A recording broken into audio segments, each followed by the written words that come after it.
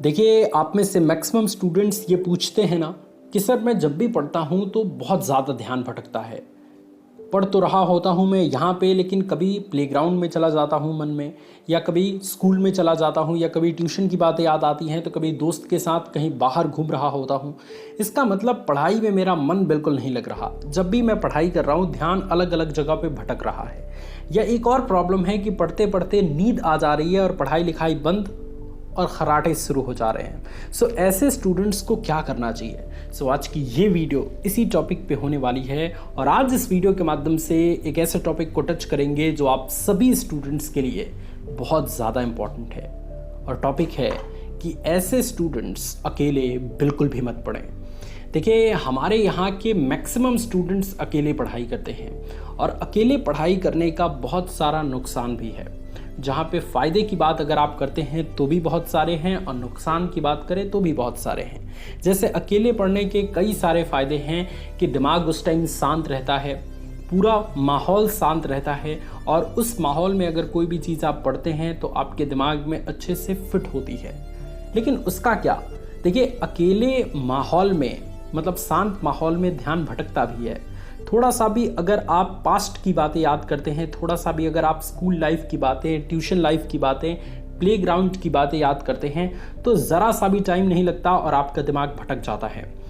आज इस वीडियो के माध्यम से मैं आपको यही बताना चाहता हूँ कि कोशिश करिए कि अकेले ना पढ़ें। स्टार्टिंग डेज में मतलब जब आपको पढ़ाई की आदत लगानी है तब आप अकेले ना पढ़ें, क्योंकि ऐसी स्थिति में आप फ़ायदे तो कम ग्रैब कर पाएंगे, नुकसान कुछ ज़्यादा कर बैठेंगे। क्योंकि अगर आप इस वक्त अकेले पढ़ते हैं और आपको पढ़ने की आदत नहीं है, आपको अंदर से नहीं आ रहा कि आपको पढ़ाई करना चाहिए, तो ऐसी स्थिति में अकेले पढ़ने पर आपका ध्यान 100% भटकेगा, आपको 100% नींद आएगी। तो इसलिए अभी जो आप पढ़ाई कर रहे हैं वो किसी न किसी के साथ पढ़ाई करें। अगर आपके भाई बहन पढ़ते हैं तो उनके साथ पढ़ाई करें, अगर आपके फ्रेंड्स हैं तो उनके साथ मिलकर पढ़ाई करें, या फिर हर 1 घंटे बाद ब्रेक लेने की आदत डालें। क्योंकि जब भी आप ब्रेक लेंगे तो हर 1 घंटे बाद अगर आपका ध्यान भटक गया होता है तो 1 घंटे बाद फिर वो फोकस हो जाएगा, और ऐसी स्थिति में आप अगर पढ़ाई करेंगे तो उसका मैक्सिमम आउटपुट ले पाएंगे। क्योंकि आप देखेंगे कि एक टॉपिक पढ़ने के बाद हमारा ध्यान कहीं और चला जाता है, पढ़ते पढ़ते हम किसी दूसरी ओर मन में निकल जाते हैं। ऐसी स्थिति में की गई पढ़ाई आपके लिए उतनी इफेक्टिव नहीं होगी, क्योंकि हो सकता है कि इस तरीके से आप 5 घंटे पढ़ें लेकिन समझ में कुछ भी नहीं आए, तो वो आपके 5 घंटे की पढ़ाई 1 घंटे की भी बराबर तो नहीं हो रही है। इसलिए अकेले पढ़ना अभी स्टार्टिंग टाइम में अवॉइड करें, तब तक जब तक वाकई में आपको पढ़ने में मज़ा नहीं आने लगता। क्योंकि देखिए, जब भी किसी भी काम को करने में मज़ा आने लगता है तो उसमें ध्यान भटकने की संभावनाएं कम होती हैं। जैसे मैं इसको एक एग्जांपल देके समझाता हूँ। जब भी आप क्रिकेट खेलने जाते हैं या आपकी कोई फेवरेट चीज़ खेलने जाते हैं तो उस टाइम आप देखेंगे कि आपका ध्यान नहीं भटक रहा होता है। अगर आप बैटिंग करने जाएंगे तो आपको पढ़ाई की बातें याद नहीं आएंगी, अगर आप बॉलिंग करने जाएंगे तो आपको स्कूल की बातें याद नहीं आएंगी, आपको सिर्फ और सिर्फ उस क्रिकेट की बातें ही दिमाग में चल रही होती हैं। लेकिन पढ़ाई करते समय ऐसा क्यों होता है? पढ़ाई करते समय ऐसा इसलिए हो रहा है क्योंकि पढ़ाई में एक्चुअल में आपका इंटरेस्ट नहीं है, वास्तव में आप उसके लिए पैशनेट अभी नहीं हुए।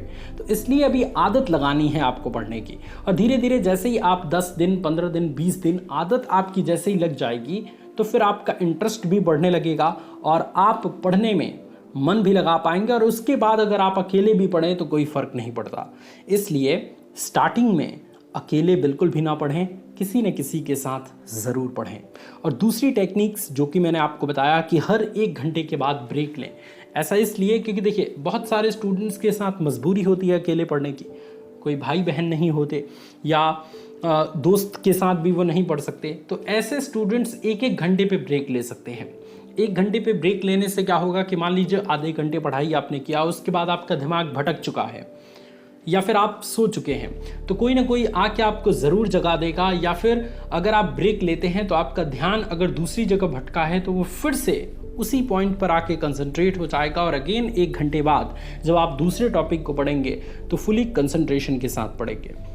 ऐसी स्थिति में की गई पढ़ाई आपके लिए इफ़ेक्टिव होगी, क्योंकि मैंने देखा है कि स्टार्टिंग समय में स्टूडेंट्स का दिमाग बहुत भटकता है, क्योंकि एक्चुअल में उनको पढ़ने में मज़ा नहीं आ रहा होता है। स्टार्टिंग में किसको मज़ा आता है? आप ज़रा सोचिए कि जब आप 10th पास करके 11th में जाएंगे तो क्या 11th की सारी चीज़ें आपको समझ आ रही हैं? नहीं आ रही है।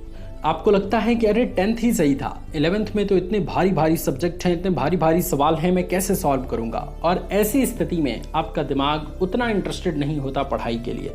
इसलिए स्टार्टिंग में किसी न किसी के साथ ज़रूर पढ़ें और हर 1 घंटे पे ब्रेक लेना शुरू करें।